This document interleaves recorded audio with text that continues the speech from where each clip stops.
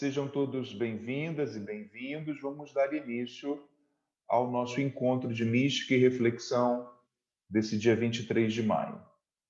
Raymond, por gentileza.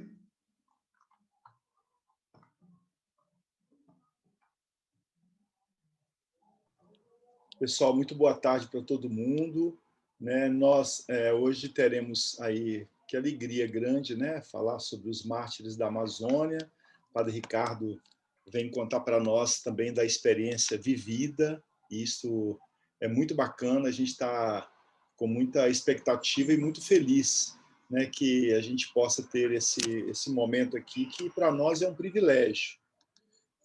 Eu queria antes, sabe, Padre Ricardo, antes de começarmos com a sua exposição, eu queria sugerir que nós leiamos o texto da Eucaristia de hoje, o texto da missa de hoje, e aí eu queria sugerir que alguém pudesse ler para nós. Eu vou colocar aqui na terra. Já está na tela. Então, o Leandro coloca para nós. Já está. Vamos pedir. Foi você quem colocou ou fui eu? Fui eu. Foi você, né? Tá, ótimo. Você consegue ampliar um pouquinho, Leandro, para que alguém possa ler para nós? Eu não consigo ampliar, não. Não tem problema. Acho que todo mundo aqui consegue chegar bem pertinho e ver. Deixa eu... Alguém faz a leitura para nós? Alguém que normalmente não tem lido, para a gente inovar? Alguém que está chegando hoje, que veio pela primeira vez, para se sentir acolhido logo de pronto? Quer ler para nós? Posso ler, Raymond. Posso ler. Quem falou? Leandro Marino. Oi, Leandro, querido. Que bom ter você conosco, viu? Então, obrigado. É com você, meu irmão. Naquele tempo, disse Jesus a seus discípulos: quando vier o defensor, que eu vos mandarei da parte do Pai, o Espírito da verdade, que procede do Pai, ele dará testemunho de mim. E vós também dareis testemunho, porque estáis comigo desde o começo. Tenho ainda muitas coisas a dizer-vos, mas não sois capazes de as compreender agora. Quando, porém, vier o Espírito da verdade, ele vos conduzirá à plena verdade. Pois ele não falará por si mesmo, mas dirá tudo o que tiver ouvido, e até as coisas futuras vos anunciará. Ele me glorificará, porque receberá do que é meu e vô-lo anunciará. Tudo o que o Pai possui é meu, por isso disse que o que ele receberá e vos anunciará é meu.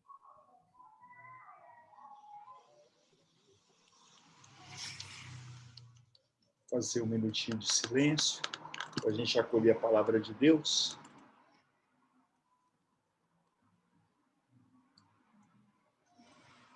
Texto do Evangelho de São João.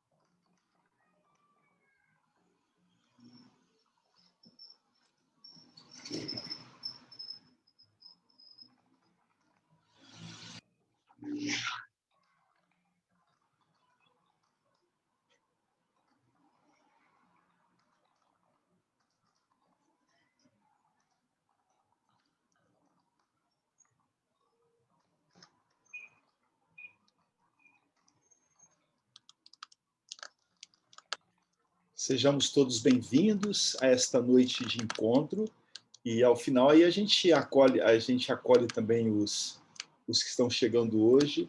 Passar a palavra para o Padre Ricardo, querido Padre Ricardo. Boa noite para todos e todas, é um prazer estar com vocês. E vejo que tem gente nova aqui hoje, né? Tem o Tony, que tem publicado muita coisa sobre Dom Pedro Casaldáliga, sobre São Félix do Araguaia. Não sei se tem mais gente nova aqui, né? O Leandro, acho que é a primeira vez, né, que vinha. Então, bom, a Elisa também, prazer vê-los. E eu fiquei de falar hoje um pouco sobre os mártires da Amazônia. Eu não sei bem se vou falar muito dos mártires da Amazônia, eu vou me concentrar mais nos mártires de uma parte da Amazônia, do Pará. Eu vou falar especialmente de quem eu conheci e acabou sendo assassinado. Mas por que as mortes, né? O que está atrás disso? Atrás disso está um jeito de compreender Deus e um jeito de ler também a Bíblia. Quando eu fui para o Pará, eu tinha 24 anos e eu me recordo que estava com a Heloísa, uma amiga de Juiz de Fora, que também foi trabalhar no sul do Pará, e nós demos para os agentes pastorais da Diocese de Conceição do Araguaia, e os agentes pastorais eram compostos pelo bispo, pelos padres, pelas religiosas e por leigos. Então, tinha os leigos, que eram agentes de pastoral, e tinha os representantes de cada paróquia. E nós, então, ministramos para essa turma, a Heloísa e eu, nós ministramos um curso sobre teologia da libertação. Tinha saído um livro no início dos anos 70 chamado Teologia da Libertação, e o Gustavo Gutierrez ele lançou uma questão que foi muito que nos sensibilizou muito. Ele dizia que um grande teólogo luterano, Bonhoeffer, que foi mártir, né, foi assassinado, foi levado para um campo de concentração onde ele foi morto, o Bonhoeffer disse que o grande desafio para a igreja na Alemanha era como falar para o homem adulto. E Gustavo Gutierrez dizia que este não era o problema na América Latina. O problema na América Latina era como falar de um Deus que era pai para homens que não viviam sequer como gente. Pessoas que viviam em condições indignas. E ele fazia um diálogo, ele traçava uma conversa com o que havia de mais contemporâneo nas discussões sociológicas, econômicas e sociais no continente. Então, ele teve um diálogo com os grandes sociólogos da época e os grandes economistas. E ele apresentou a teoria da dependência, as relações que haviam na América Latina de fome, de miséria, não eram acidentais, mas faziam parte de um projeto. Havia uma concentração de renda, de riqueza.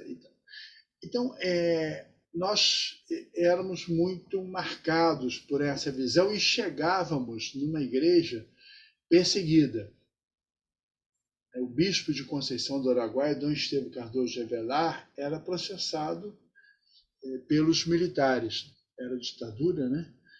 O Dom Alano Pena, que depois se tornou arcebispo de Niterói, também era processado pelos militares. Eles eram considerados comunistas, eram considerados subversivos. E tinha estado em Conceição do Araguaia um padre que era capelão militar. E esse padre Maboni, ele passava por Conceição do Araguaia pouco depois de ter terminado a guerrilha do Araguaia. Ele foi lá em 76. E tinha havido um conflito fundiário muito grande. E nesse conflito tinha morrido o policial. E o exército, então, resolveu retornar à região, imaginando que talvez era o retorno, era o recomeço da guerrilha. Então, o exército tinha um verdadeiro pânico com a guerrilha do Araguaia. Tinha sido 3 anos de guerra contra os guerrilheiros. E o bispo sabia que, quando o exército chegasse na região, ia ter destruição das casas, ia ter estupro, ia ter violência, ia ter tortura. E ele, muito preocupado com o desdobramento do que aconteceria, ele disse para os agentes pastorais que ele iria para a área do conflito para tentar segurar um pouco a violência do exército. E o padre Maboni falou com ele: não, você não vai porque dizem que você é comunista. Mas eu sou capelão militar, eu sou condecorado pelas Forças Armadas, ninguém pode me chamar de comunista. Seguramente a minha presença será mais benéfica que a sua. E o padre Maboni foi e levou consigo um jovem seminarista, o Hilário. No caminho para a região, né, o Hilário foi o guia, porque o padre Maboni não conhecia nada da região, ele era do Rio Grande do Sul. Os dois, ao chegarem na área do conflito com a carta do bispo ao povo, os dois foram presos e começaram a ser torturados. O Hilário, ele se salvou porque ele teve uma crise de riso. Ele ficou tão nervoso, porque batiam nele, faziam as mesmas perguntas, e ele então, no estado de nervo dele, ele começou a rir. E eles acharam que ele tinha ficado louco. E ele tinha, acho que 16 anos, ele já era baixinho, magrinho, ele sempre foi assim, né? E então ficaram assim, assustados com aquilo e soltaram o Hilário. Foi a salvação para o Hilário. Mas o padre Maboni, ele continuou sendo torturado. E a tortura para ele foi algo muito pesado. Pesado porque ele admirava as Forças Armadas. Ele era capelão militar. Então, para ele, apanhar de companheiros de farda foi muito difícil. E ele apanhou muito. E para soltá-lo, a Nunciatura teve que entrar, diversos bispos, a Conferência Nacional dos Bispos. Foi muito difícil. Os trabalhadores também foram torturados, houve queima de casas, houve tudo que o bispo temia aconteceu. E o padre Maboni nunca mais, ele de fato, o padre Maboni perdeu a sanidade e pelo menos, isso foi em 76. Em 84, 2 outros padres que tinham sido presos visitaram ele, depois que foram soltos em 84, o padre Aristide, o padre Francisco, Aristide Camiot e François Gouriot, e me falaram que o padre Maboni não tinha recuperado a sanidade. Para ele foi demais a tortura. Bom, nós começamos, e uma pessoa muito importante nisso foi a irmã Dorothy, começamos também a dar cursos bíblicos. E a perspectiva dos cursos bíblicos era uma perspectiva do CEBI, era uma perspectiva a partir dos oprimidos, a partir do olhar e a partir da perspectiva de quem escreveu os evangelhos. A Bíblia e os evangelhos, as cartas, né? A carta de Pedro, Paulo, João, esses textos são a partir de um grupo que está sendo perseguido. É um grupo que sofre repressão. E então nós ministrávamos cursos bíblicos, e o primeiro curso que eu tive a oportunidade de participar lá foi dado pela irmã Dorothy. E eu fiquei muito surpreso, nunca tinha visto, né? Era para lavradores o curso. E ela com outra freira, também norte-americana, e as duas eram grandes comunicadores, grandes pedagogas. E não só utilizavam a leitura da Bíblia, mas faziam também muitas dinâmicas, né? Desenhos, música. Eu fiquei muito encantado com a forma como era ministrado aqueles cursos. E nós, então...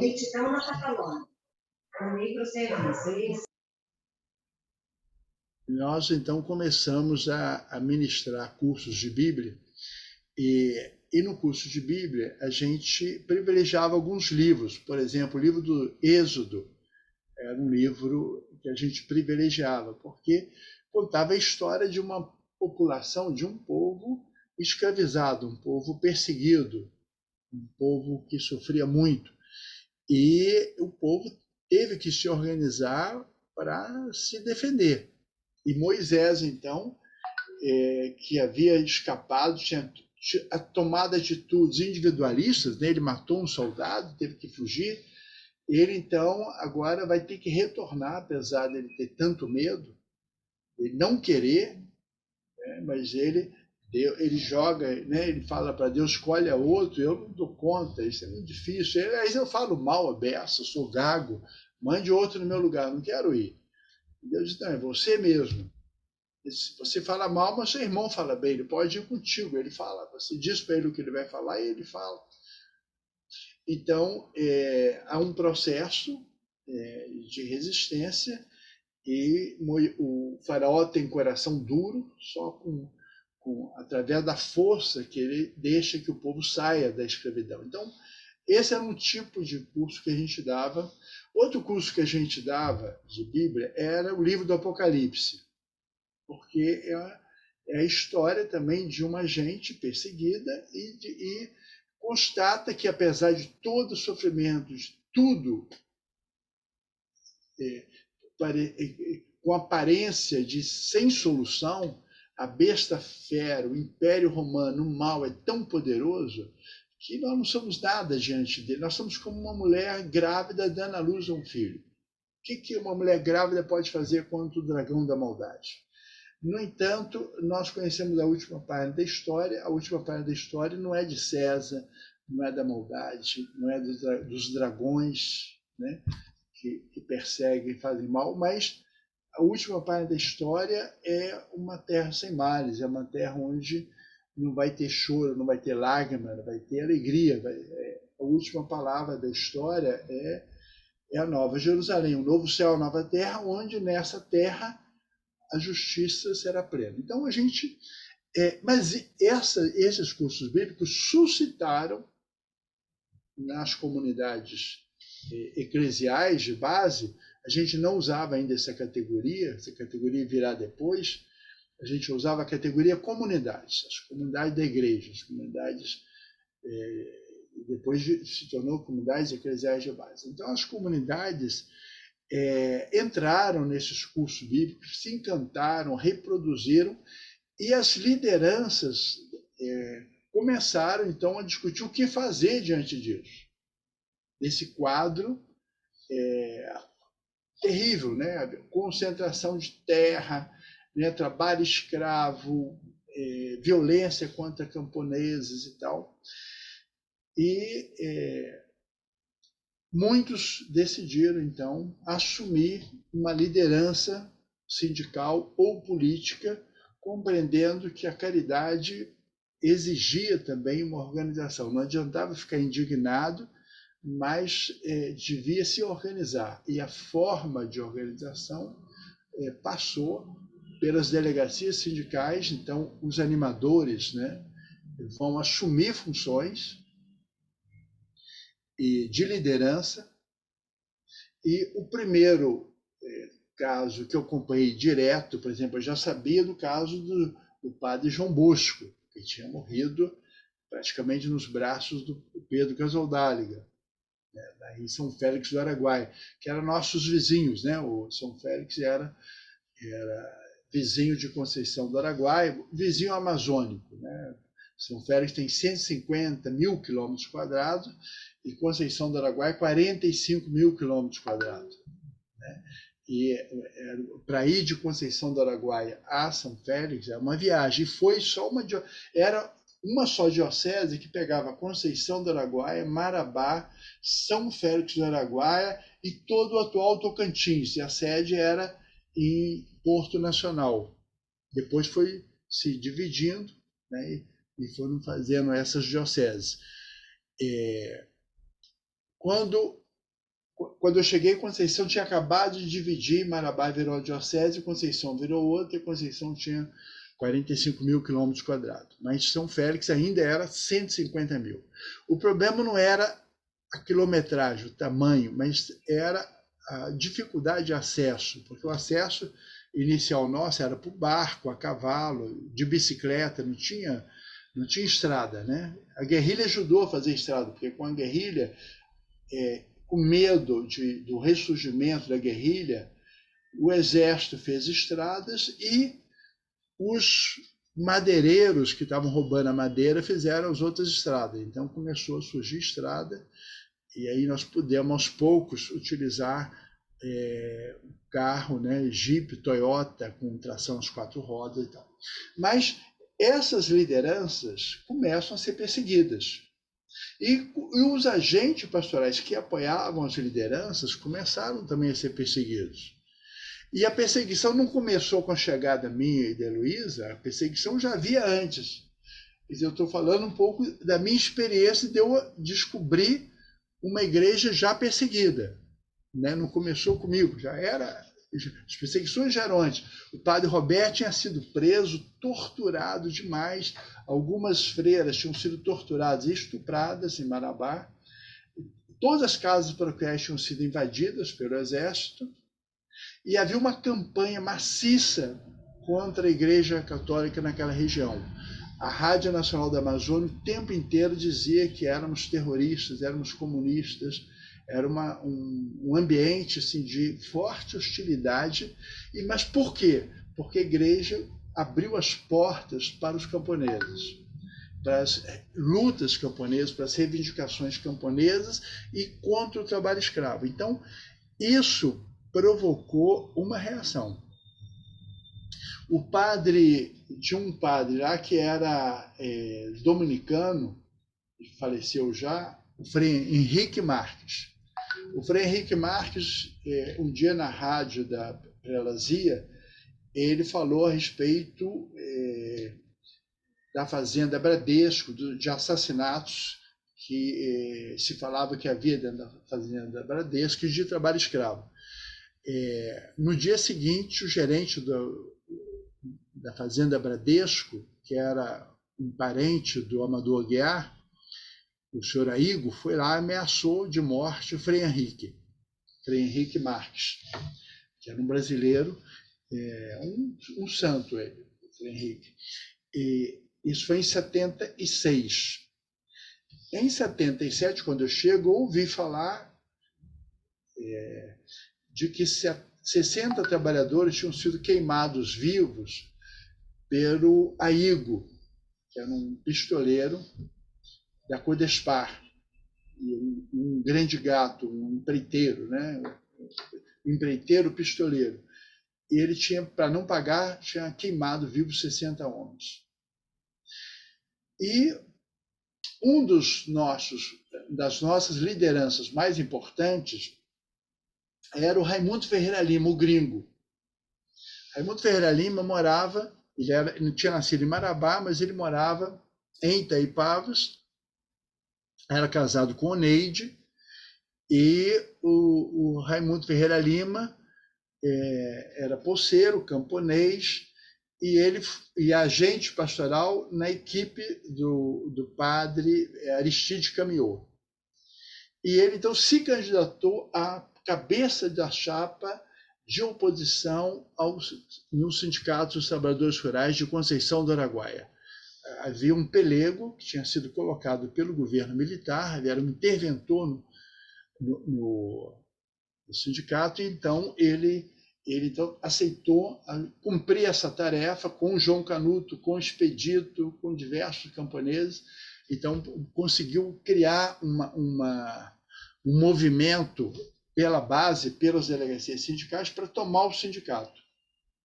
Mas cada eleição, na véspera da eleição, o exército aparecia com helicópteros, médicos, dentistas, com máquinas, e fazia estradas, e atendia a população, e fazia propaganda do pelego. Então, era uma situação de forte tensão. E uma semana antes da eleição sindical, o Raimundo Ferreira Lima, o gringo, foi sequestrado e assassinado. O Raimundo Ferreira Lima, ele entrou nessa luta sindical porque a fé o levou a isso.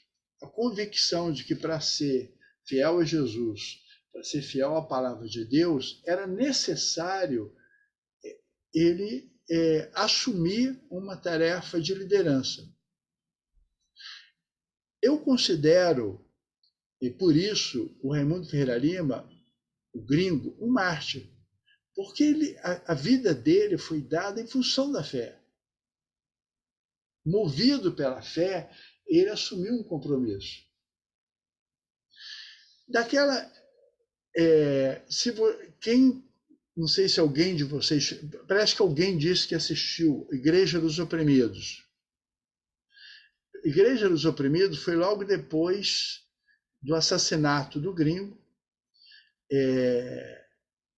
Ele foi assassinado em 1980, 29 de maio de 1980. Em 1985, já tinha terminado a ditadura militar, então houve uma posse da diretoria que finalmente pôde tomar o sindicato, porque não havia mais o exército jogando panfletos de avião sobre a cidade, pregando cartazes nos prédios, inclusive na parede externa da igreja, dizendo que éramos comunistas, terroristas, né, ou fazendo fotomontagem de agentes de pastoral, né, difamando as pessoas e tal. Mas aí finalmente houve a posse de um novo presidente do Sindicato dos Trabalhadores Rurais de Conceição do Araguaia.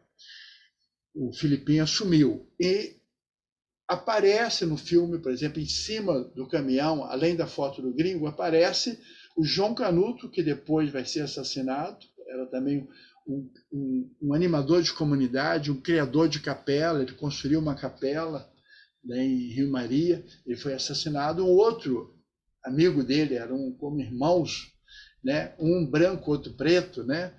O João Canuto sempre usava sapato, usava camisa de botão arrumadinho, né? E o Expedito sempre de sandália de dedo, negro e poeta, né? Os dois quase sem estudo, com baixa escolaridade. Os dois morando em casa de palha, de chão batido. Os dois grandes animadores de comunidade, eram assim incríveis, e os dois foram assassinados. E eles entraram na luta em função de quê? Entraram nessa luta por um país mais justo, mais igual, né? Uma luta por uma justiça no campo, e movidos pela leitura da Bíblia. A Bíblia os motivou, a Bíblia os levou a um compromisso evangélico que significou entrar no mundo sindical, né, como liderança sindical, e entrar no mundo da política. O João Canuto foi candidato a prefeito de Rio Maria contra um grande latifundiário, que depois vai ser um dos que vai mandar matá-lo, e ele perdeu por 6 votos. E havia uma convicção na cidade que havia corrupção, né? Quer dizer, o Laranjeira tinha toda a máquina da prefeitura, tinha carro, tinha dinheiro, e o Expedito e o João Canuto, o João Canuto era candidato a presidente, o Expedito era candidato a candidato a prefeito, e o Expedito era vice-prefeito. E os dois faziam a campanha a pé. Aí, quando próximo do pleito, um piloto percebeu que eles podiam ganhar a eleição, então deu para cada um uma bicicleta. Então, eles concluíram a campanha eleitoral em bicicleta. E nos comícios, o Expedito declamava versos. Ele era capaz de falar 1 hora, 2 horas, declamando versos. Então, ele fazia versos sobre todos os assuntos, né? Então, eram 2 pessoas que se complementavam. Então, primeiro mataram João Canuto, alguns anos depois matam 2 filhos de João Canuto. Eu posso, talvez, até mostrar algumas fotos dessas pessoas aqui.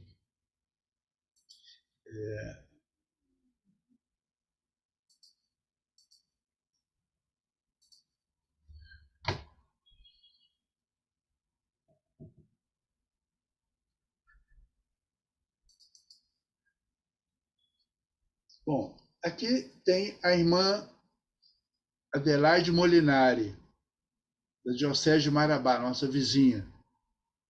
Ela estava conversando com esse sindicalista aqui, com Arnaldo. O pistoleiro veio e deu um tiro. A bala entrou nas costas do Arnaldo, saiu no peito e pegou a freira no pescoço. Adelaide morre na hora e o Arnaldo sobrevive. Sim? Ricardo, acho que a gente não está vendo, não. O senhor permite não está vendo, clica 2 ampliar vezes. As fotos. Não, Ricardo, só você clicar 2 vezes em cima que ela vai ampliar um pouquinho. Era só isso. Agora foi. Foi. Então, Foi. quem é a irmã Adelaide Molinari? E agora, como é que eu faço para mostrar de baixo? Agora deu, né? Aí, estão conseguindo ver? Estamos. Então, aqui o Arnaldo, nós fizemos, quando foi assassinado em 91 o Expedito Ribeiro de Souza, nós convidamos, e foi a Rio Maria, o Lula, a Benedita da Silva, foi uma comitiva de personalidades a Rio Maria para fazer uma manifestação contra a violência. E o Arnaldo foi, aqui é um deputado, Paulo Rocha. É um deputado paraense. Aqui é uma deputada paraense também, é Socorro Gomes, que é do PCdoB. Esse aqui é um sindicalista, o Avelino Ganzer, da CUT. Então, assim, tinha um grupo de pessoas foi, e o Arnaldo então estava mostrando para essa comitiva que ele tinha sobrevivido e a irmã Adelaide tinha morrido. Ao lado dele está o genro do João Canuto, o Cabral, Carlos Cabral. O Arnaldo foi morto 3 anos depois, foi assassinado 3 anos depois. O Carlos Cabral, que foi presidente do Sindicato dos Trabalhadores Rurais, foi assassinado há 3 anos, mais ou menos, atrás. Então, esse aqui foi morto mais ou menos em 95, por aí. Esse aqui foi há uns 3 anos atrás.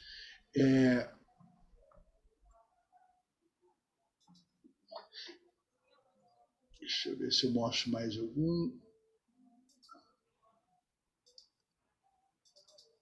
Não deu certo. Eu não estou sabendo mexer muito com isso, não. Bom, mas acho que a gente pode abandonar também esse negócio de foto. Então, nós estávamos convivendo com um ambiente muito complicado. Estava morrendo muita gente, né? E o primeiro que morreu, que eu comecei a anotar o nome, foi o Raimundo Ferreira Lima, o Gringo. Mas, e comecei, então, a partir daquela data, a anotar e registrar quem tinha sido assassinado e as circunstâncias. Entre as pessoas que foram assassinadas,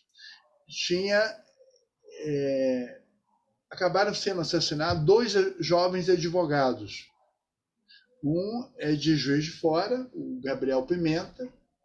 Ele foi assassinado com 27 anos. Ele foi trabalhar conosco e depois ele trabalhou conosco um tempo no Bico do Papagaio, morou na minha casa uma época também, depois foi trabalhar com Dom Alano e com a Comissão Pastoral da Terra em Marabá e acabou sendo assassinado com 27 anos. Ele deve ter chegado para trabalhar conosco com 25, mais ou menos. E o outro advogado que trabalhou conosco foi o Paulo Fonteles, que depois se tornou deputado e também foi assassinado. Mas eu diria o seguinte, tem tipos diferentes de pessoas que são mortas em função da fé. A irmã, por exemplo, Adelaide Molinari, ela tinha uma empatia com os pobres, ela tinha um envolvimento com os pobres, mas provavelmente ela nessa relação com os pobres e com os perseguidos, ela, que eu saiba, não foi perseguida. Provavelmente acabaria sendo perseguida. Mas ela foi morta porque estava conversando com alguém que era procurado pelos pistoleiros, que era o Arnaldo, que era sindicalista. E ela ia na área dos trabalhadores, dos poceiros, ela cuidava dos trabalhadores, ela tinha uma empatia, ela não tinha talvez uma militância como nós tínhamos, como a irmã Dorothy tinha, como o padre Josimo tinha. O padre Josimo foi outro com quem trabalhei, né? E ele tinha 33 anos, era negro, como Expedito, era poeta, como Expedito, com a diferença que o Expedito não estudou, era difícil ler o que ele tinha, o que ele conseguia colocar no papel, ele estudou, talvez 4, 5 meses da vida dele, então ele fazia uns pés de uns garranchos no papel, né? Então ele desenvolveu a memória. Mas o Josimo, também sendo pobre, também sendo negro, a mãe dele era lavadeira, lavava roupa na rua, no rio, né? E teve ele lavando roupa na beira do rio Tocantins, em Marabá. Sozinha, lavando roupa, ela teve o Josimo. O Josimo estudou em Petrópolis, foi aluno do Leonardo Boff. O Josimo teve uma formação filosófica e teológica substantiva. Ele gostava de história, gostava de dar aula, foi diretor de uma escola e cantava, tocava violão, viu, Raymond? Tocava violão como você, e era adorado pelas pessoas, né? Pelos pobres, né? Não por todos. Ele era odiado por uns e odiado por outros. Mas Jesus também, ele foi odiado por uns e odiado por outros. Nem todo mundo gostou de Jesus, né? Então, às vezes, quando a igreja ela é muito aceita, pode ser que também alguma coisa não está indo bem, né? Porque talvez ela não esteja provocando, né, convites à conversão, à mudança de vida.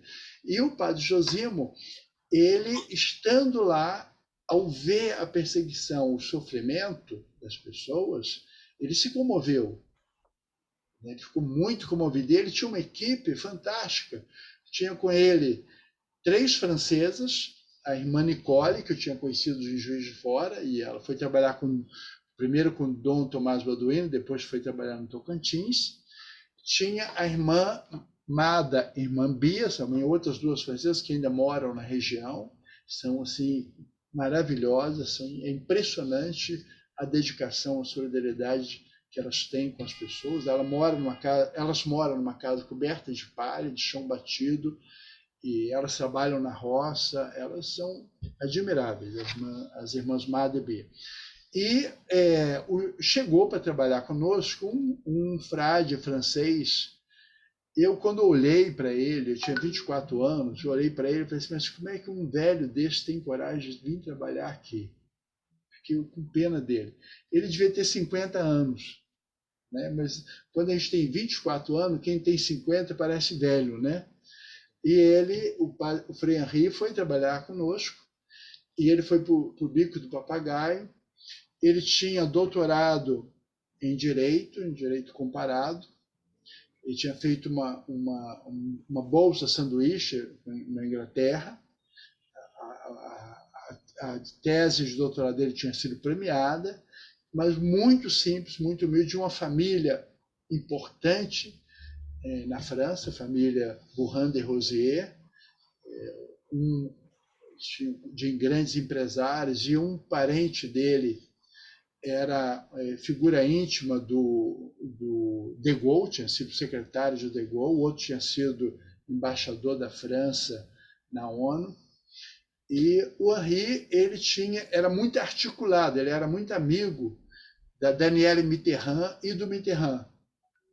Então, ele tinha uma articulação muito importante também com a Ordem dos Advogados de Nanterre, que é uma região de Paris, e com a Federação Internacional dos Direitos Humanos. E ele, então, nos ajudou também numa articulação internacional de pressão para que a gente tivesse mais justiça no campo. Então, todo mundo movido pela fé, pelo compromisso evangélico, né, pela forma como nós líamos a Bíblia, né, e criávamos comunidades.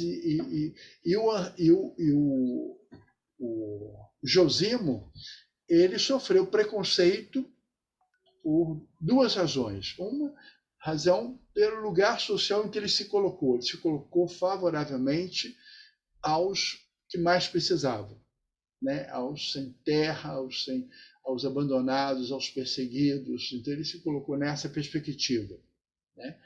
Ficou com os pobres. O segundo aspecto é que ele era negro. Então, cruzou, né, um ódio de classe contra ele e um racismo. Né? O pistoleiro que o matou, o general, disse: eu não matei um padre, eu matei um negro. Né? E o Josimo, ele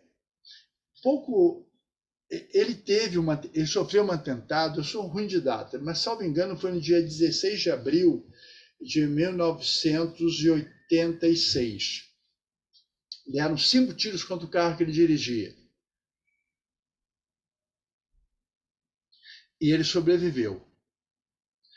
Aí eu ia presidir em Belém o Tribunal da Terra, um tribunal simulado que julgaria o latifúndio. Então, foram para Belém muitas pessoas, o presidente nacional da CUT, o advogado Luiz Eduardo Greenhalgh, o grande criminalista, que é vivo ainda e está nativo, foi deputado, foi vice-prefeito de São Paulo, o Egídio Salles Filho, que esse já faleceu. Então, tinha um grupo de pessoas importantes, e era um tribunal simulado que era na Assembleia Legislativa, para julgar os crimes do latifúndio. E chegou, então, para depor a irmã Lourdes, para falar do assassinato que tinha sofrido a irmã Adelaide Molinari. E eu falei com o Josimo para ele ir a Belém também, para ter um encontro com a imprensa. Porque eu falei: temos que salvar você. E aí discuti com ele se tem que sair do Bico do Papagaio. Ele se resistia à ideia de sair do Bico do Papagaio. Houve uma reunião dos agentes pastorais da Diocese de Tocantinópolis com o bispo, com ele, e o bispo falou com ele: você tem que sair. Aí ele disse para o bispo mais ou menos essas palavras, né? Ele disse: bom, eu posso sair, mas eu não tenho mulher nem filhos. Eu não tenho ninguém para chorar por mim. E os camponeses? Eles não podem sair. Como é que eu vou sair se eles não podem sair? Eles estão morrendo. Eu não vou sair, ele disse, e ninguém vai chorar por mim. Eu não tenho filhos, não tenho mulher, mas eu tenho minha mãe e vocês vão cuidar dela, certamente. Ele era filho único. E aí ele, no dia 30 de abril, eu não lembro se foi 30 ou 31, foi o último dia de abril de 1986, eu coordenava a Comissão Pastoral da Terra, chamei os bispos da região, do nosso regional, os 4 bispos, e conseguimos que o Dom Fernando, que era arcebispo de Goiânia, também fosse, e conseguimos, então, não conseguimos uma audiência com o ministro da Justiça, que era o Paulo Brossard, a gente conseguiu com o Sarney, com o próprio presidente da República. E tivemos um encontro longo com ele, e falamos que o Josimo era ameaçado de morte. Tinha sobrevivido a um atentado. Apesar da conversa com o Sarney, da longa conversa, e dele prometer que faria alguma coisa, 10 dias depois, subindo a escadaria da maior cidade da região, daquela região que é Imperatriz, que é ao lado do Bico do Papagaio, o Josimo, carregando consigo um poema que ele tinha acabado de escrever e ia enviar pelo correio, tinha policopiado e ia enviar pelo correio, um poema chamado Páscoa, Paz, ele foi alvejado pelas costas. O Geraldo, então, desfechou os tiros contra ele, e ele, então, a bala atravessou as costas e tingiu de sangue o poema que ele tinha escrito, Páscoa, Paz. Ele ainda subiu a escada, entrou na sala, colocou os poemas, o que ele tinha na mão, em cima de uma mesa e avisou o pessoal da sala ao lado. Aí eles tentaram socorrê-lo e ele foi levado para o hospital. Infelizmente, ele morreu. O Josimo, eu fui avisado por uma pessoa que trabalhava no Ministério, no MIRAD, Ministério de Desenvolvimento Agrário. E um antropólogo que trabalhava lá, então ele me ligou dizendo: o Josimo foi alvejado. Aí eu fiquei assim em pânico, né? Falei, vamos para Imperatriz. Nem que a gente alugue um avião, mas a gente tem que ir para Imperatriz, porque as estradas eram muito difíceis, né? E era a época de início da seca, né? Ainda. Então, tudo difícil. Aí eu liguei para o bispo de Imperatriz, achando que nem ia conseguir falar com ele, e disse para ele: eu estou indo para aí, se houver alguma novidade, por favor, me avisa. Não havia celular, né? Era por telefone fixo, né? Eu estou tentando ver um transporte, talvez um avião, alguma coisa, eu vou para aí. Aí ele, 15 minutos depois, me ligou, dizendo: o Josimo morreu. Aí eu falei com ele: por favor, faça o embalsamento do corpo. Ele falou: não, isso eu não posso fazer, isso depende do bispo dele.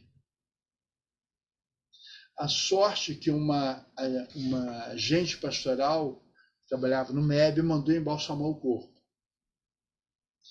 E aí o corpo foi levado para Tocantinópolis, e eu então, fui para Tocantinópolis.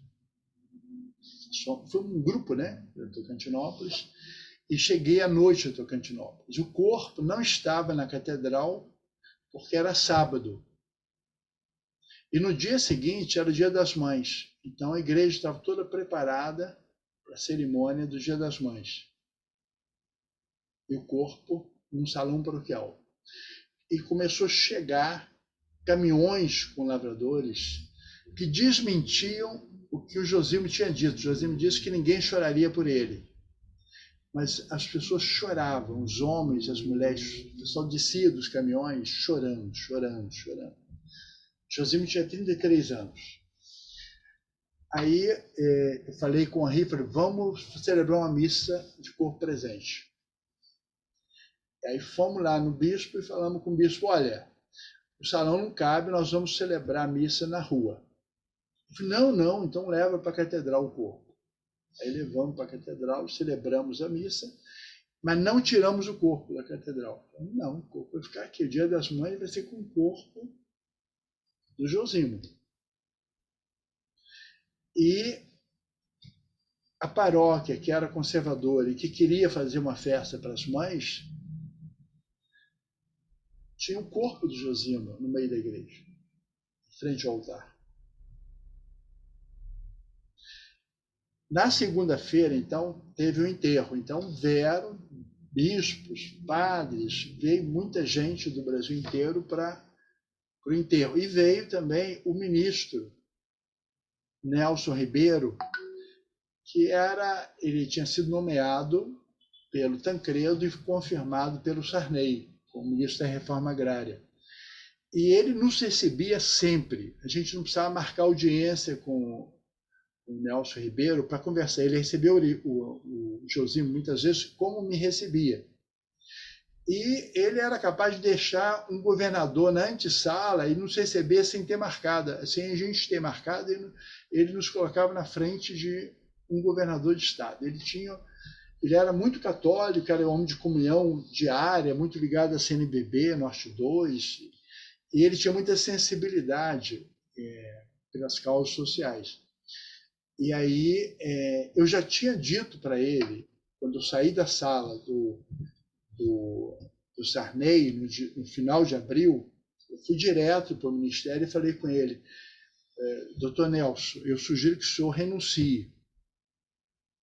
E ele falou, por quê? Eu falei, porque nós estamos vindo de uma conversa com o presidente da República e perguntamos a ele por que ele não assinou os processos de desapropriação de terra que o senhor mandou para ele. E ele disse que tinha uma pilha dessa altura de processo, que ele não assinava nada sem ler. Eu falei, ministro, o presidente nunca vai ler, ele não pode ler. Quem lê é o senhor, ou as pessoas de confiança do senhor. Se ele diz que não vai assinar sem ler, é porque ele está dizendo que o senhor não é de confiança. Ele vai mandar, provavelmente, o Marcos Maciel olhar se ele assina ou não. O senhor está sendo usado aqui para amortecer a tensão que existe. Aí, no enterro, toda a igreja chorou, acho que todos os padres, todos os bispos, todos os leigos, todo mundo chorava, ao contrário do que o Josimo tinha dito. E o ministro, terminando a missa, logo depois da missa, o Pedro Tierra, que é um poeta, ele fez com o Pedro Casaldari, ele fez, por exemplo, a Missa dos Quilombos, né, a poema dele. Ele também sugeriu ao ministro que renunciasse, o ministro logo depois renunciou. Ele percebeu que estava sendo manipulado pelo presidente da República. Josimo é mártir? Eu acho que é. Ele morreu pela fé dele. Se não fosse a fé, ele não teria feito o que ele fez. Ele se comoveu com a dor do outro. E ele se comoveu porque ele leu o Evangelho. Porque o Evangelho teve sentido na vida dele. Mas tem um ditado que Jesus utilizou, que é: ninguém é profeta na sua própria terra, não é isso? Na diocese do Josimo, ele não era amado pelos padres. Um ou outro, sim, mas muitos não gostavam dele. Porque ele acabava sendo uma espécie de espinho no pé desses padres. Porque ele acabava interpelando a vida desses padres e a falta de compromisso. E o Josimo é um caso raríssimo, da minha experiência no Pará, que é o seguinte: é muito difícil para uma agente pastoral local comprar essas brigas. Por que é difícil? Porque essas pessoas conhecem os opressores. E os opressores podem até ser parentes. E também essas pessoas da região têm os seus parentes que moram na região. Tem a mãe, tem o pai, tem os irmãos. Então, para um padre paraense que trabalha e mora onde tem esses problemas, para ele é muito difícil. Para um padre de fora, que não tem parente, não tem mãe, não tem irmão, não tem ninguém que pode sofrer repressão, e não vai sofrer repressão da própria família, a liberdade do anúncio do evangelho é maior. Então, o Josimo é um caso raro, porque se a gente pega os outros, a irmã Adelaide Molinari era gaúcha. Se a gente pega os trabalhadores mortos, eles eram outsiders, eles tinham vindo de fora. Eles não eram de lá. Não tinham construído relações antigas de parentesco, compadrio. Se a gente pega a irmã Dorothy, norte-americana. Se a gente pega o João Burnier, também não era de lá, ele era mineiro, família lá de Juiz de Fora.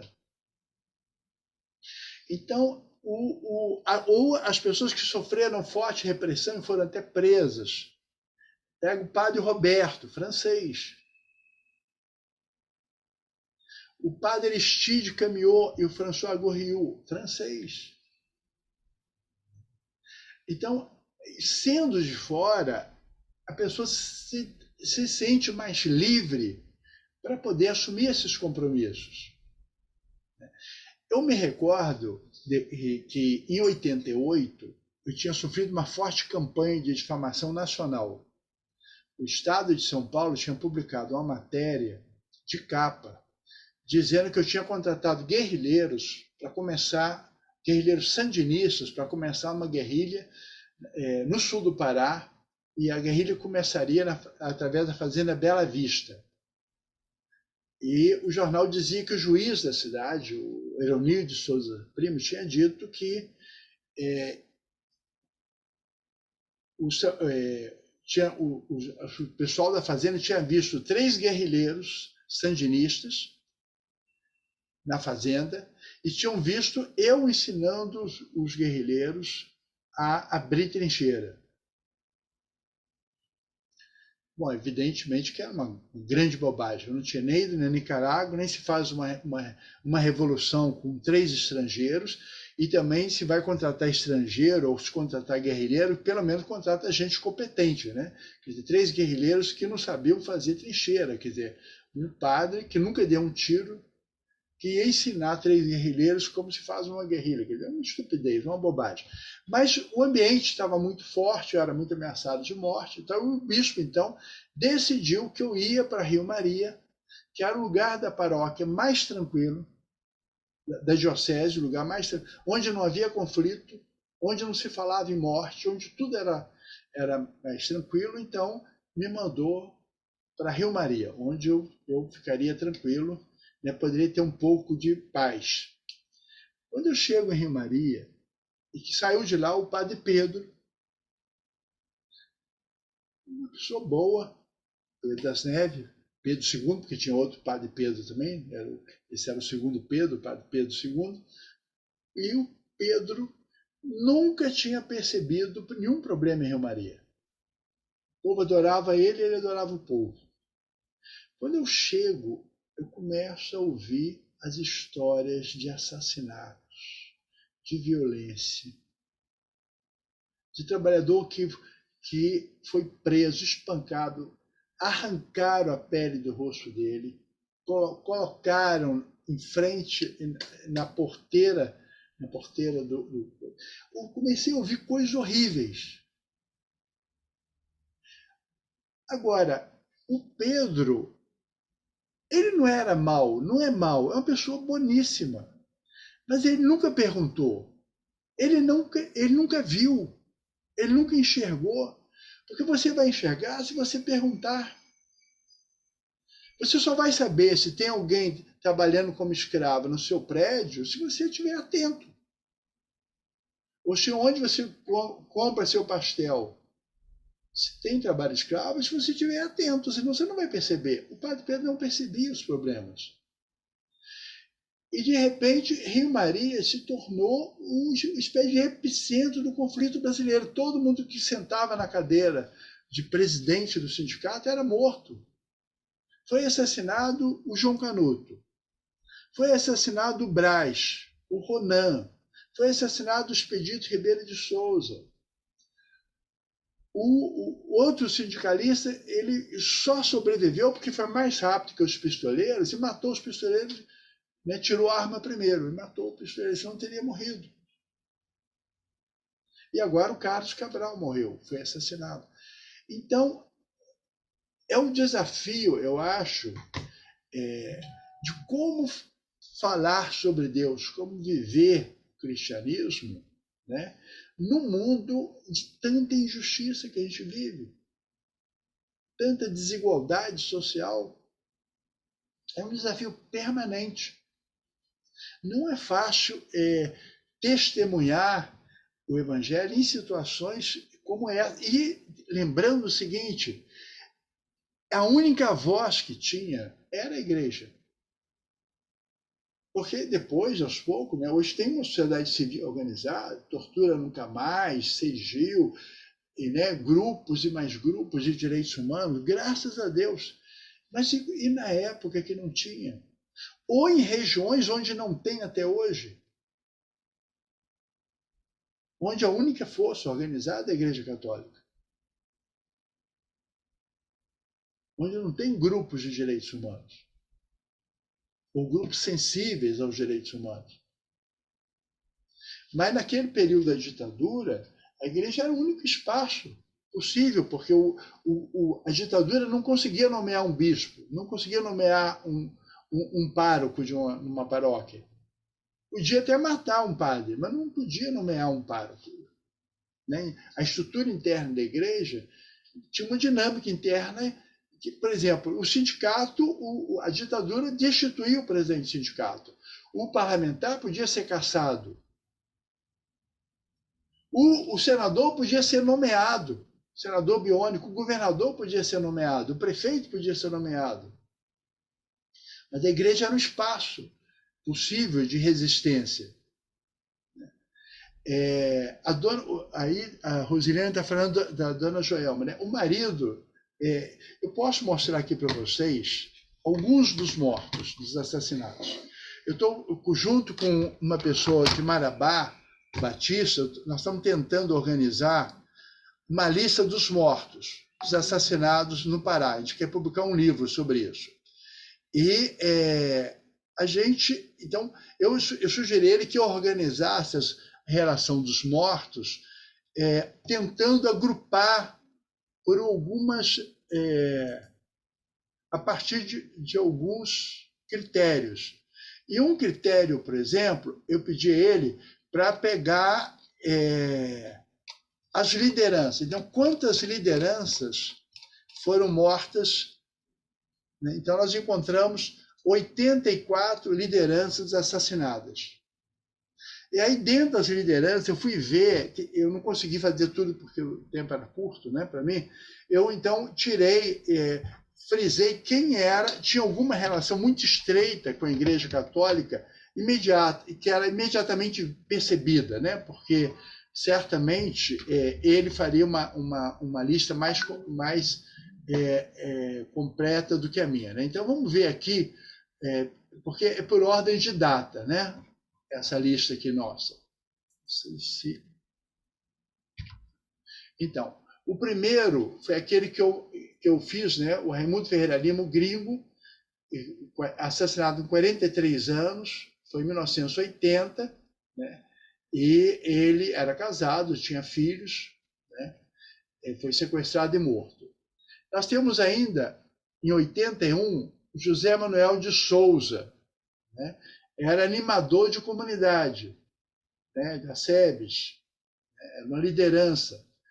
Depois um outro, o Sebastião Souza Oliveira, do dia 8 de janeiro de 1981, né? Era um representante de comunidade. Quando fala comunidade aqui, é de SEBS, né? Foi assassinado. O senhorzinho, que eu conheci muito, o senhorzinho, ele está numa das fotos da minha ordenação. Eu não sei se eu acho fácil aqui. Deixa eu ver se eu consigo achar fácil. Na minha ordenação sacerdotal, tem uma foto que aparece algumas pessoas que foram mortas. Aparece diversas pessoas que foram mortas. Não sei se eu acho fácil essa foto aqui. Eu não tive tempo de preparar, né? Então, talvez eu ver aqui. Ixi, nada. Aí vou desistir.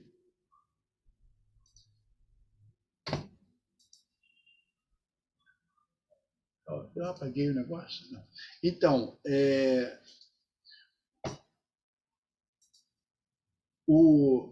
vocês estão vendo? Ou não? Estamos não. Não. Você tirou, estava no senhorzinho.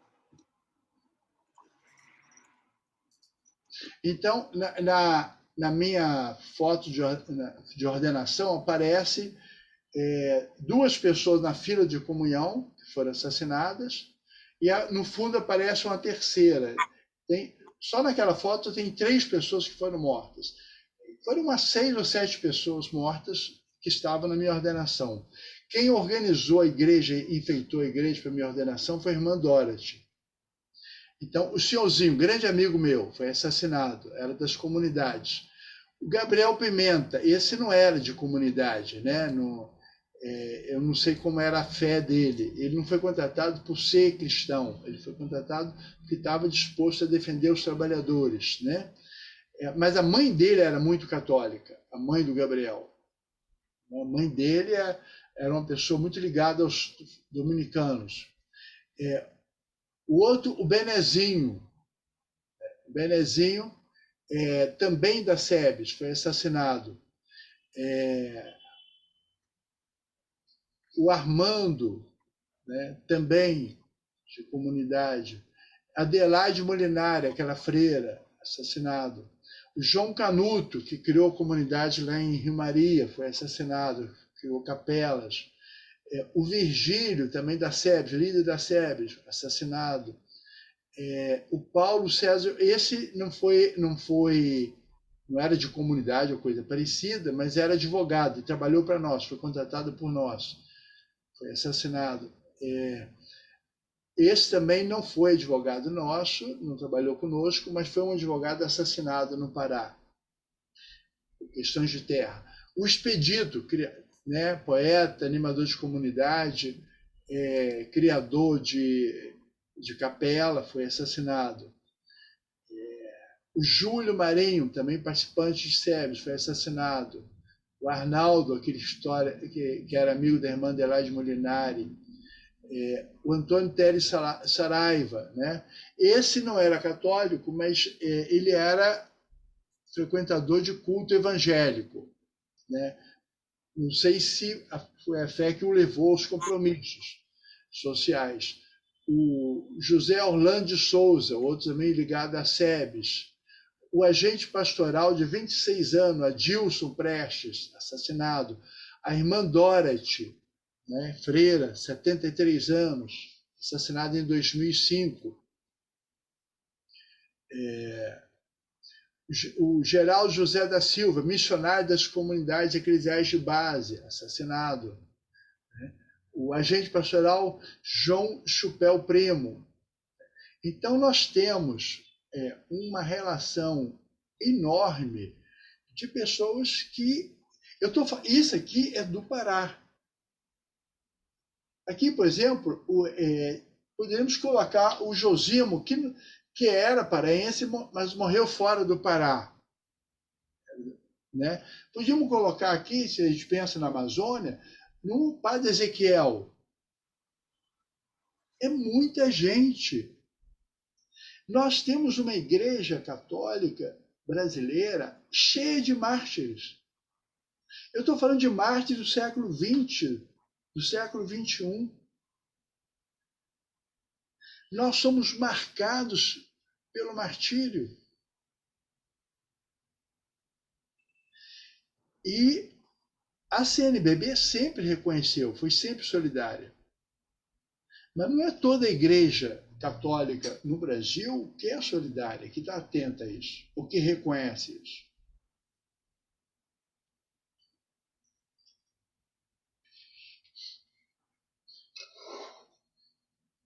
E teve seguramente outros sobre os quais nós não temos o nome e que morreram em função da fé também.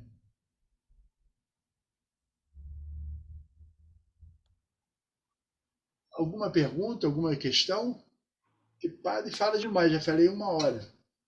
Leandro, eu queria fazer... O padre, eu queria fazer uma fala que achei essa sua partilha muito rica, muito importante. Uma certa vez eu estava em aula na UERJ e um determinado promotor de justiça do Ministério Público falou do assassinato da irmã Dorothy e se referiu à irmã Dorothy como guerrilheira, fazendo até de forma pejorativa, dizendo que o Ministério Público, para fazer um exemplo da assunção de competência do Ministério Público Federal, no caso da morte da irmã Dorothy, dizendo que ela foi assassinada, falando assim de modo desqualificando a morte da irmã Dorothy, dizendo que ela era guerrilheira, e contou a morte dela de uma forma assim muito desqualificada, dizendo que ela era guerrilheira e que nem sabia por que o Ministério Público tinha pedido a assunção de competência que era uma morte de uma mulher que participava de guerrilha, que era norte-americana e não sabia nem o motivo dela estar aqui no Brasil. E é claro que, assim, eu, embora fosse católica, não conhecia assim a história da morte da irmã Dorothy, mas achei aquilo tão assim agressivo por conta de ser uma freira, né, a morte de uma idosa. Então, eu acho assim, a sua partilha muito rica, porque a gente acaba não sabendo, né, da morte dos mártires da nossa própria igreja e como a fala de uma autoridade, porque esse professor, um promotor, né, do Ministério Público, divulgando fatos que acabam fazendo com que as pessoas também tenham uma ideia equivocada dos nossos mártires. Certamente hoje, se eu tivesse acesso a essa história, eu teria feito a defesa da irmã Dorothy. Então, hoje, ouvindo o senhor falar, eu fico assim muito triste em saber que a memória da irmã Dorothy tenha sido assim, tenha sido de uma certa forma manchada, e certamente esse promotor conta essa história em outros momentos, porque ele continua dando aula de forma assim tão aviltante, e eu acho que essa partilha é importante para que a gente possa conhecer e fazer a defesa da memória dos nossos mártires, né? Então, acho que é muito importante a gente conhecer para que a gente possa, nos momentos como esse, defender os nossos mártires, né? Então, achei muito rico, né? Muito obrigada, padre. Obrigado, Patrícia. A gente está fazendo as inscrições via chat e o próximo inscrito é o Arnóbio. Pessoal, o nosso horário já está bem adiantado, está muito adiantado mesmo. Então, se a gente puder ser breve, a gente vai dar mais chance para outros falarem e também para o Padre Ricardo responder. Tá ok? Eu vou procurar ser o mais breve. Boa noite, Padre Ricardo, boa noite a todos. Esse poema, Páscoa Paz, nós distribuímos ele várias vezes aqui na sede do Padre Josime, na Xangri-Lá. Inclusive, eu tenho até uma cópia dele aqui em casa. Todas as Páscoas a gente distribuía na sede. Mas eu queria fazer uma colocação, não sei se o senhor tem resposta para isso.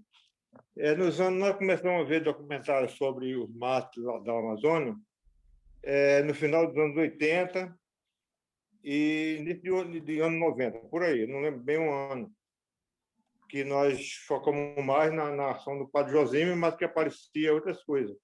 E tinha um documentário, que eu não lembro mais, não sei se é esse o nome mesmo, que minha memória não está tão boa, está meio cansada, que mostrava tudo isso que o senhor falou aí, esses mártires, pessoas degoladas, e era uma coisa que precisava ser muito forte para acompanhar. E mostrava também a organização da União Ruralista, onde o Caiado era que coordenava. Tem até uma frase dele, quando ele organizou a União Ruralista, que ele diz: olha, eles agora vão ver o que é bom. Eles agora vão ter que encarar um toco de aroeira.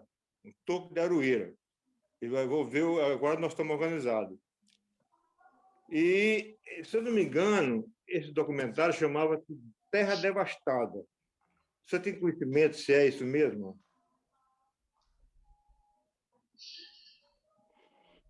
Eu acho que. Será que você não está se referindo à terra queimada de sangue, não? Não, pois é, agora eu sei que é queimado de sangue, mas na época eu acho que era a terra, que ele era bem mais longo. Ele mostrava muito mais, mostrava toda essa história aí em fotos, entendeu? Toda essa história que o senhor contou aí, ele mostrava o tipo de assassinato. Teve uns que foi degolado, outros ficou um tempão lá, o corpo até apodreceu lá. Era muito forte. Pois é, mas o Arnob, eu acho o seguinte... Até a Marina mostrava a participação dela na CPT, na caminhada da CPT, já no final. Então, não sei qual é, não. Porque em 1985, 86, quando o Josimo foi assassinado, eu tinha sido convidado para vir ao Rio de Janeiro. E eu, então, convidei a dona Olinda para vir também, a mãe dele. Eu falei, nós temos que fazer um barulho em torno dessa morte. E ela veio com uma camponesa, a dona Raimunda, que era quebradora de coco, e aí no IFIX nós fizemos uma palestra.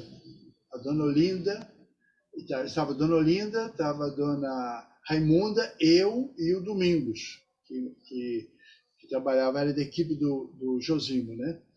E um professor do IFIX, o professor Gui, ele filmou essa palestra e ele, então, acabou fazendo um pequeno documentário de 21 minutos e ele ganhou o Fast Rio Internacional, em que mostra as fotos dos mortos, mostra a denúncia do que estava acontecendo. Então, por isso que eu achei que você se referia a esse filme, né? Mas não é, não. E esse filme, Igreja Terra Queimada de Sangue, eu conversei com uma pessoa que é a esposa do Gui, e ela disse que ela tirou do YouTube porque estava de muita má qualidade. Então, ela não sabe se consegue recuperar esse filme. Então, é um filme muito forte. Muito forte. Milton Mano, sua vez. Pessoal, boa noite. Eu estou bastante emocionado aqui ao ouvir o relato, o testemunho do Padre Ricardo, o qual eu admiro bastante. Parabenizo, né, por esse testemunho seu, por esse relato. Eu estou muito emocionado porque a maior parte dos fatos que foram relatados pelo senhor, Padre Ricardo, eu acompanhei na época de uma igreja, a partir de uma igreja que tinha pelo menos um setor bastante combativo, bastante comprometido com as lutas pelos direitos humanos, pelas causas da justiça e contra a ditadura, que é um setor da igreja de Juiz de Fora.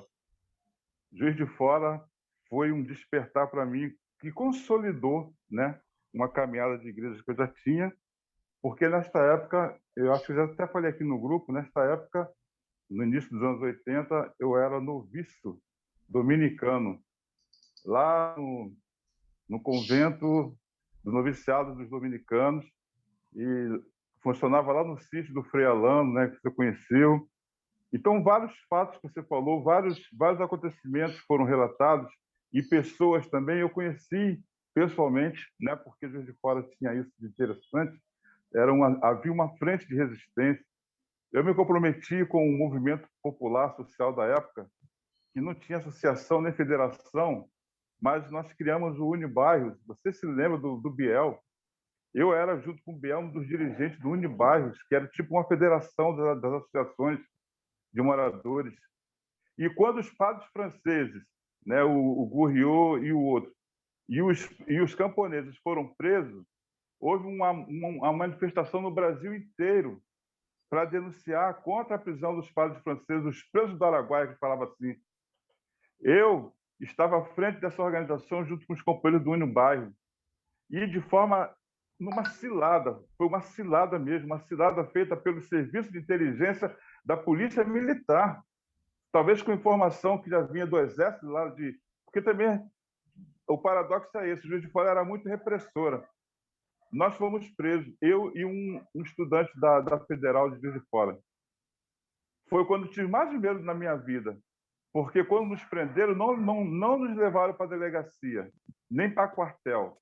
Nos levaram para um aparelho, uma casa lá, que até esse nome do bairro, lá para aquelas bandas lá do... nem sei aonde. E ficamos lá 2 dias e 2 noites.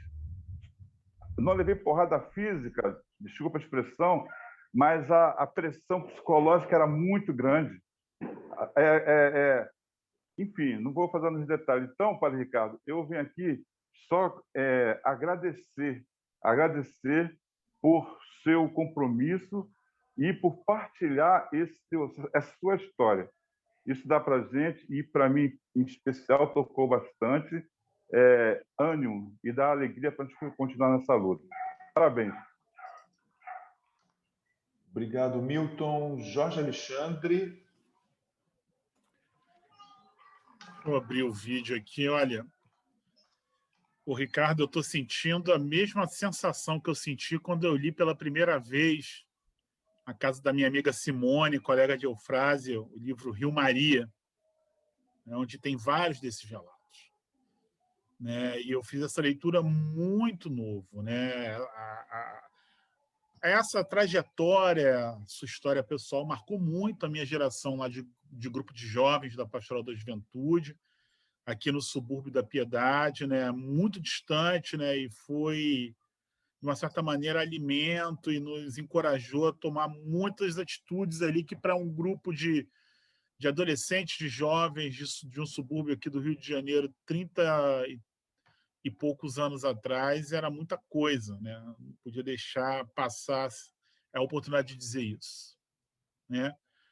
E quando eu vim morar em Botafogo, né, eu costumo dizer, e Cláudio, a gente costuma dizer aqui, que a gente veio para um exílio pastoral, porque a gente saiu de uma determinada realidade, veio para um lugar tão diferente, a gente ficou muito tempo isolado aqui. E participar das missas ali na Nossa Senhora da Esperança, onde você celebrava, era um pouco alento, bálsamo, exatamente pela história, por essa trajetória que você hoje testemunha para a gente. Né? E, assim, uma coisa é a gente ler sobre isso, né? Outra coisa é a gente ouvir de quem foi testemunha ocular desses acontecimentos. Né? E aí você fala de personagens e tudo, não é difícil. É muito estranho, por exemplo, ver que Dom Alano era um parceiro dessas lutas, e quando esteve aqui no Rio de Janeiro ainda está, né? Mas quando foi bispo de Friburgo e arcebispo de Niterói, foi um príncipe da igreja. É muito estranho, né? Lidar com isso, né? E todos esses nomes, né? Essa história que a Patrícia conta do promotor. Gente, quem viu as fotos da irmã Dorothy morta em 2005, né, que foi um outro impacto, né, com o rosto chapado no chão, né, não tinha nada de guerrilheira ali. Né, eu não duvidaria, né, eu não conheço, né, seria uma leviandade fazer qualquer acusação, mas não me espantaria se fosse de um desses grupos, como a TFP ou o Opus Dei, a fazer esse tipo de acusação, esse tipo de calúnia. Eu queria fazer 2 perguntas assim, mais de caráter pessoal. Né? Eu sei que o senhor é mineiro. Né? Como é que você foi parar lá no Bico do Papagaio? O que te motivou a ir para aquela região? Né? E se, vindo aqui para o Rio de Janeiro, né, já há muitos anos, com todo esse trabalho acadêmico, com toda a militância no movimento dos humanos direitos, né, acompanhamento dos grupos de oração, que eu sei que o senhor ajuda e que o senhor anima, né?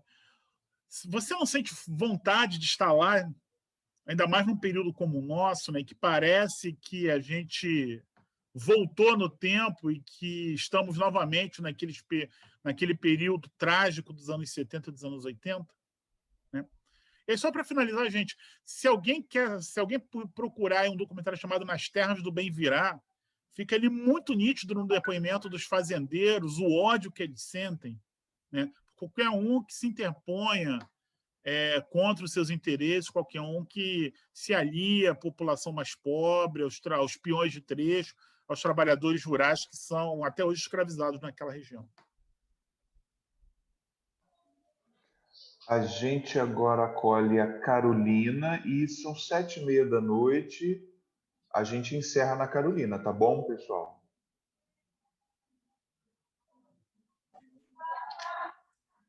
Boa noite, Padre Ricardo, muito obrigada.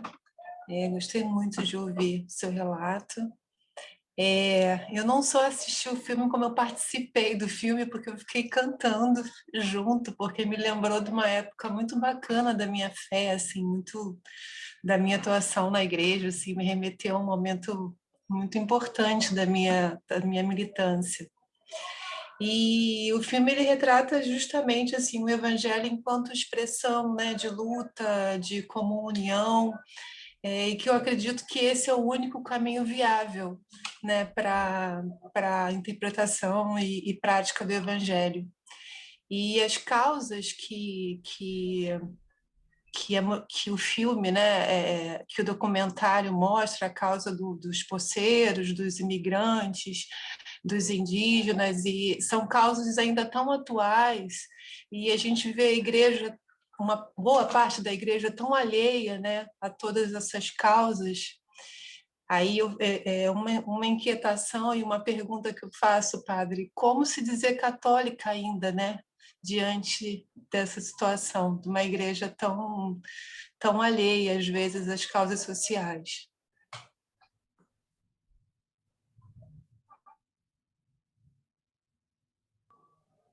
Padre Ricardo, o senhor fica à vontade. Ok.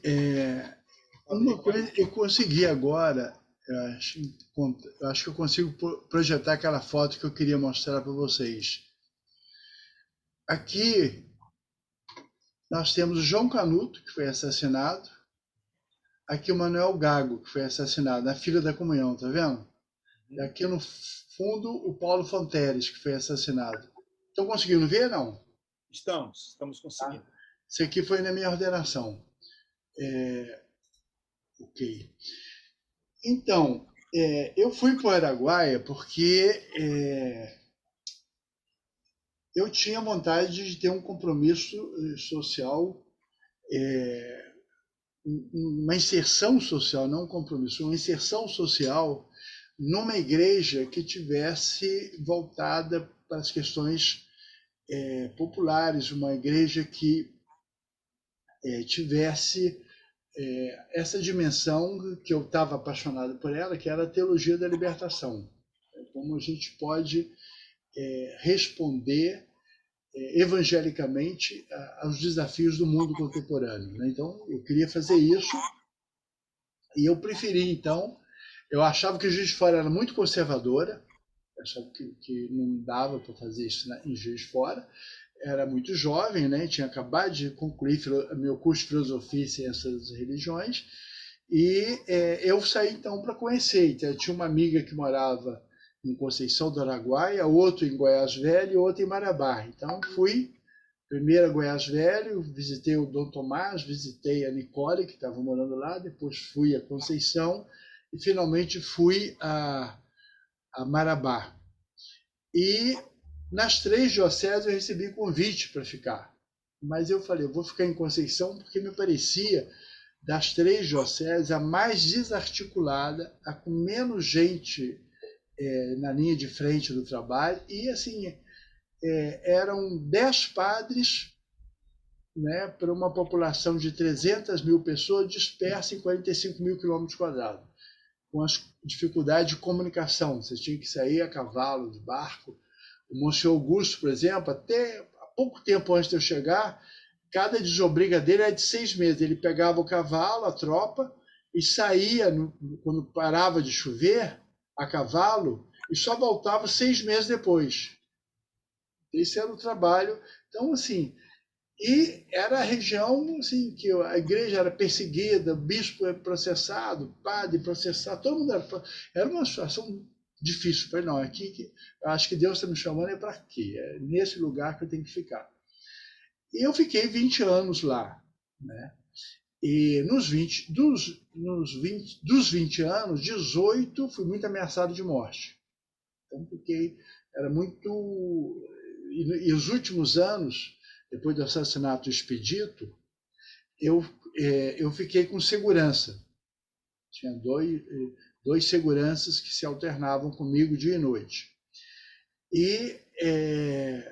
Então era muito, muito difícil. E eu tinha vontade de estudar, né? Eu tinha vontade de me qualificar melhor para o trabalho. Mas eu não podia sair porque era ameaçado de morte. Eu não queria sair de lá sendo ameaçado. Porque eu pensava, se eu saio como ameaçado, isso é um ganho deles. Eles vão dizer, basta ameaçar que a pessoa sai. Então, eu não podia me qualificar enquanto fosse ameaçado. Mas o último ano meu lá é um ano que não teve nenhum telefonema, nenhuma ameaça explícita de morte. E eu sabia que eu continuava ameaçado porque tinha gente que queria me matar e, independente da hora ou do momento, ia tentar fazê-lo. Mas não havia uma explicitação, não podiam dizer que eu estava fugindo. Aí eu saí para fazer mestrado, doutorado, e aqui eu acho que eu cumpri uma nova função social, que foi trazer para dentro da universidade um tema que era meio tabu, que era a escravidão contemporânea. E eu percebi que eu podia ajudar a refletir uma dimensão que é uma tragédia internacional. E a academia estava fora dessa discussão. E eu, então, consegui criar um grupo de pesquisa de trabalho escravo contemporâneo. Realizamos uma vez por ano, então, reunião que tem pesquisadores do Brasil e do exterior para discutir o assunto. E conseguimos fazer algo que em outros países eles não conseguem, atrair para essa discussão juízes, procuradores, né, auditores fiscais. Então, a gente acaba influenciando também a política pública. E a diocese mudou também, a cara da diocese mudou. O velho Dom Estevão Cardoso de Avelar tinha saído de lá, já morreu.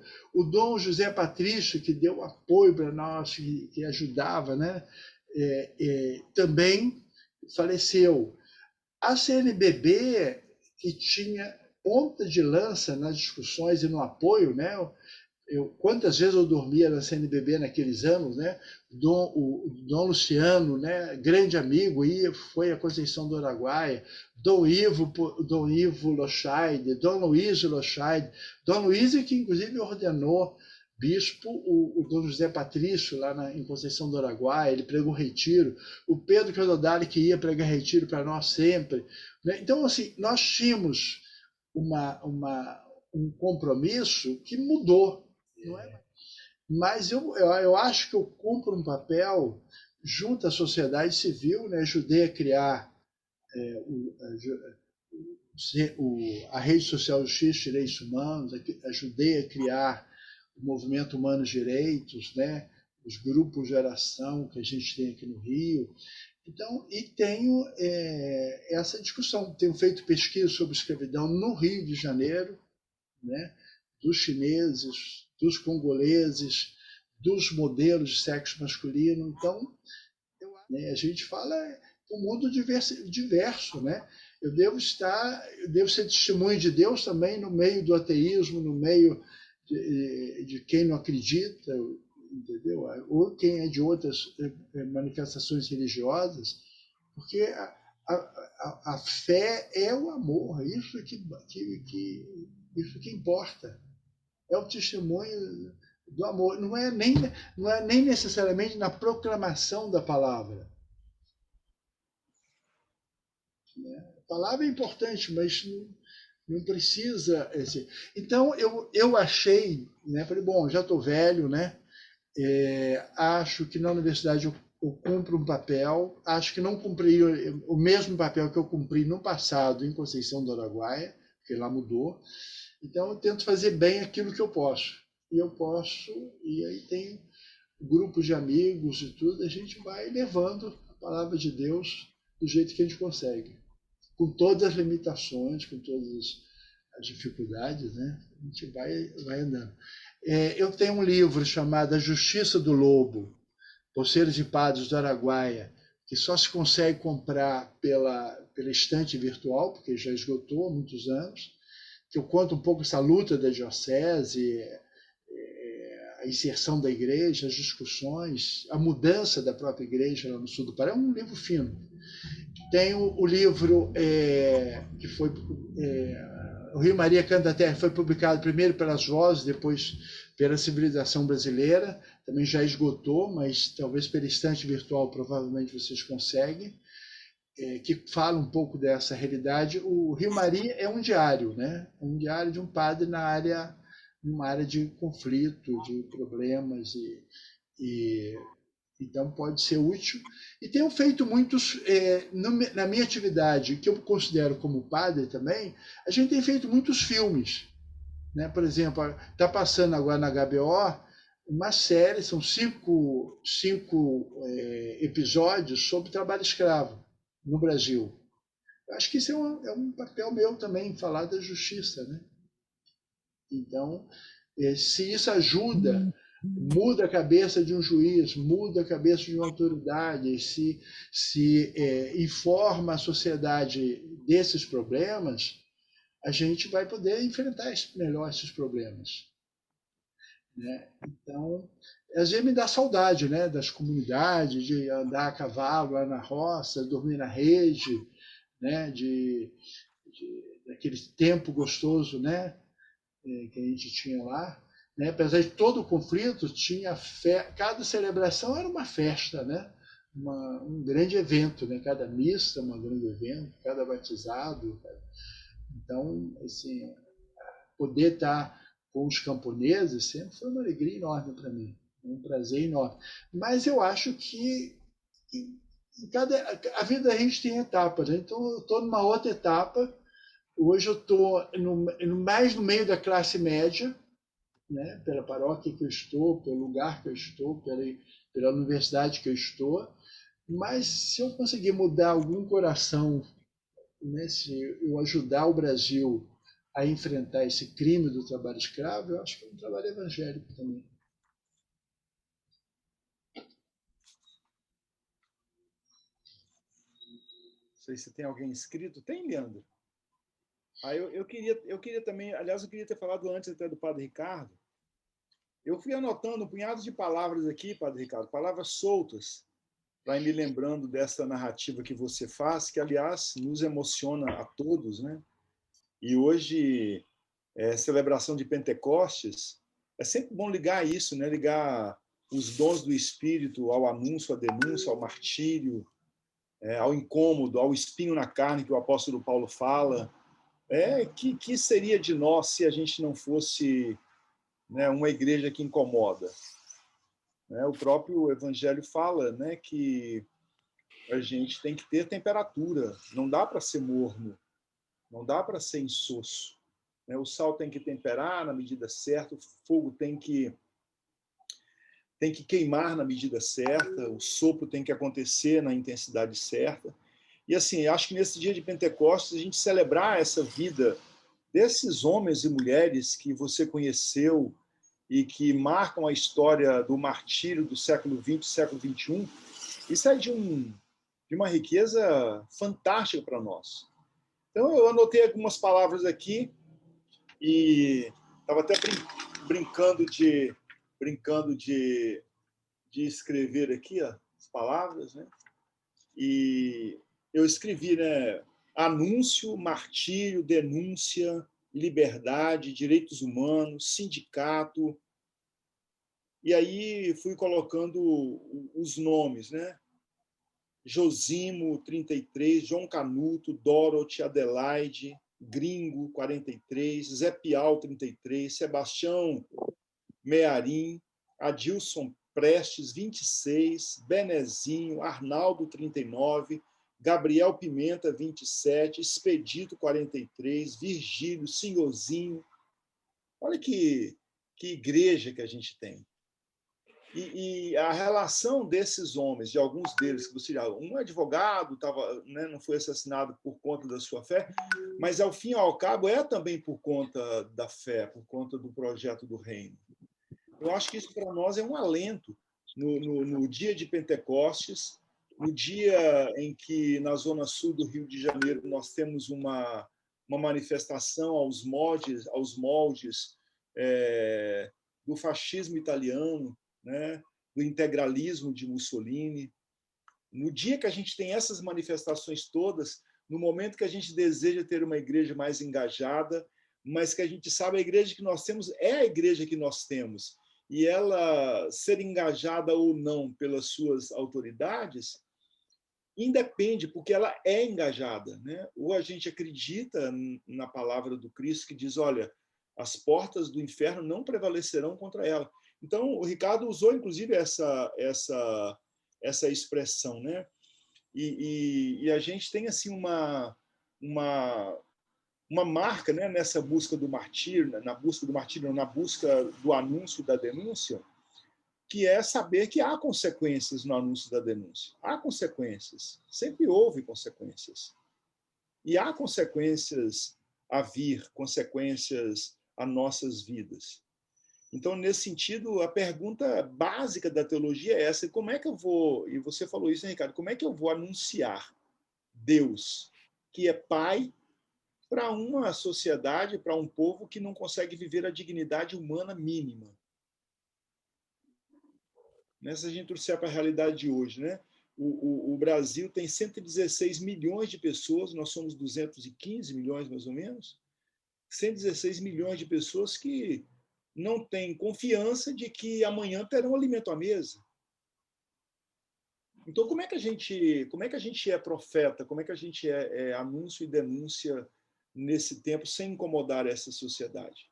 Ontem, a professora da UERJ, anteontem, a professora teve numa live comigo, a professora Eleonora, da UFRJ, aliás, desculpe.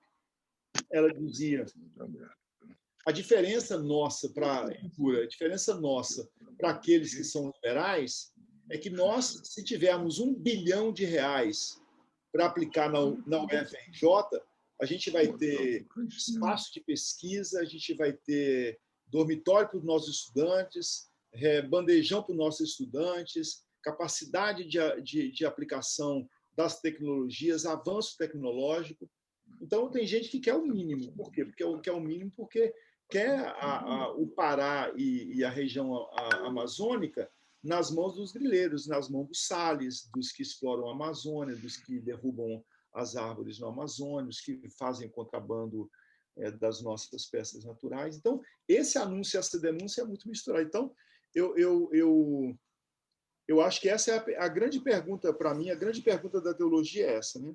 Como falar de Deus como Pai, que é, né, Pai amoroso, bondoso, Abba de Jesus? Como falar de Deus como Pai para um mundo que, né, tem a sua dignidade humana tão diminuída? E aí, a gente lembrando desses nomes aí que Ricardo trouxe, né, dos mártires do século XX, do século XXI, nos dá a dimensão seguinte de que a igreja é viva. A igreja é viva. A igreja nem depende dos ares progressistas. É claro que sempre é bom, né? Como é bom ter o Papa Francisco. A gente queria que a Arquidiocese do Rio tivesse os mesmos ares do Papa Francisco. Mas essa não é a nossa realidade. A realidade é outra. Ô, Raymond, um intervalo só. Você falou desses mártires, né? Eu queria lembrar o seguinte: quando eu fui ordenado, eu peguei o ônibus, fiz uma viagem longuíssima, fui até São Félix do Araguaia e pedi ao Pedro para preparar o texto da minha ordenação. Ele me ajudou a preparar. E na ordenação sacerdotal tem uma ladainha. E o Pedro colocou, então, na ladainha os mártires da época. Né? Então, e aí, quando você falou, fiquei lembrando, né? Que quizás um dia a gente vai poder, de novo, né? Nas nossas ladainhas, em colocar os mártires contemporâneos, né? E foi bom ver o Milton aí, né, de Juiz de Fora, contando, né, a experiência dele, até de cadeia, né, de prisão, com o Biel, né? Essa viagem, Milton, que eu fiz em 76 para conhecer o Pará, o Biel me acompanhou. Depois eu fui de definitivo, né? O Biel depois ficou deputado estadual por Minas, né? Foi sim. Foi. Leandro, essa semana eu vou pedir para minha filha colocar no grupo esse poema que o Padre Josimo fez sobre a Páscoa, tá? Excelente, Arnóbio. Eu procurei no Google aqui desesperadamente e não achei. Eu agradeço. Eu tenho a cópia dele. Agradeço, Arnóbio. Não achei no Google. Tá bom. Eu me atrevo só, tem aí um estudioso de Pedro, né? O Tony está aí conosco. Né? Me atrevo a dizer, Tony, não sei, se eu estiver errado, me corrija, tem uma expressão do Pedro que eu gosto muito, que ele diz: quero ser livre para anunciar o Evangelho. Acho que é do Pedro. Se não me engano, é um pouco isso, né? Liberdade do Josimo e de tantos outros. Isso aí. Muito obrigado, Padre Ricardo. Foi ótimo. Muito bom. Adorei. Olha só, você está querendo ver o poema, é isso? Vou pedir para minha filha botar no grupo, que eu tenho a cópia aqui. Que a gente, na Páscoa, lá da SEB, Padre Josimo, a gente distribuía ele na Páscoa. Porque nós conseguimos lá. Eu tenho ele. Ah, tá. Eu tenho. Para botar no grupo, né, pessoal? Ver. Sim. Deixa eu ver se eu consigo colocar aqui. Um minutinho. O poema que ele tinha na hora da morte dele. Ele carregava. O meu está guardado. É engraçado, eu não estou conseguindo.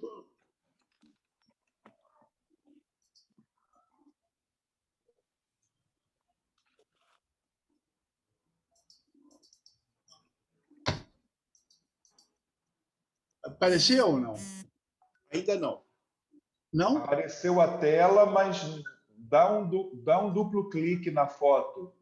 Dei. E agora? Ainda não. Então não sei. Por quê? Deixa eu fazer de novo. Oh, meu Deus. O meu está no papel ainda. E agora? Agora sim. Isso aí. Agora tem que diminuir para poder aparecer tudo, né? Vê se dá para ver agora. Isso aí mesmo. Agora dá para ver. Esse era o poema que ele tinha consigo na hora da morte. Tinha acabado e ia mandar para os amigos. Na celebração da Páscoa, a gente distribuía lá na Padre Josimo. Muito bem, gente. Será que o Tony quer falar alguma coisa?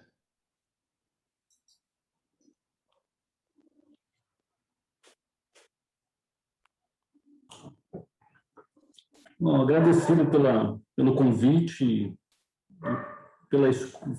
foi bom escutar essas histórias e essa memória, porque não vivi, mas eu tenho convivido com isso quase que um bom tempo, por conta da proximidade com Pedro e por conta de, junto com ele, organizar um pouco a Irmandade dos Mártires e essa memória, essas histórias e essas causas que causas constantes de luta do povo, né? Eu ia dizer só uma coisa que você contou ali dizendo que o Josimo considera como um mártir. É engraçado que umas falas com Pedro, isso há muitos anos, antes de organizarmos o ofício dos mártires, ele dizia os mártires como todos aqueles e aquelas que dão a vida pelas causas da vida. para além da igreja, para além das igrejas, né?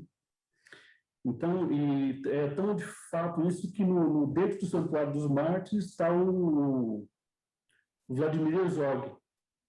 Então, dentro do Santuário dos Mártires tem a memória ali do Vladimir, a luta dele, a denúncia, que foi torturado na ditadura, assassinado, né?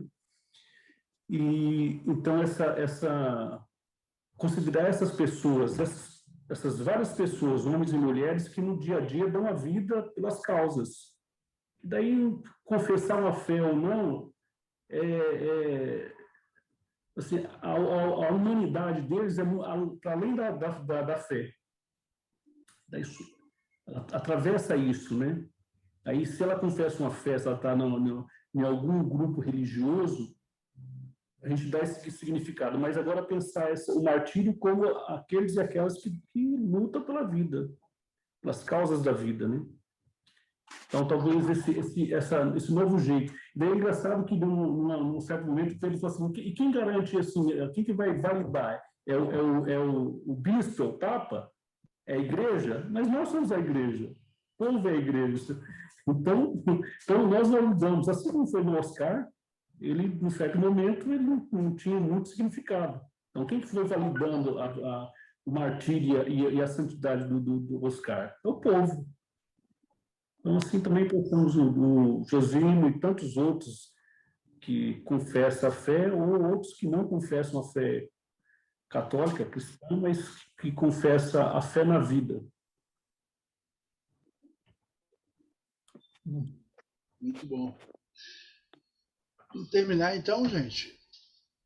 Bom, muito obrigada por tudo. Foi muito... Durante uns 20 anos que a gente trabalha junto, né, Ricardo? Quando eu encontrei muitas pessoas que eu tinha perdido na vida, né? Você foi um ponto de encontro dessas pessoas. Eu acho que isso tudo é graças ao Espírito Santo, que impulsiona a gente para se reencontrar e fazer o que puder de fazer de bem, né? É o semeador, já joga a semente e vai em frente. Bom, boa noite, gente.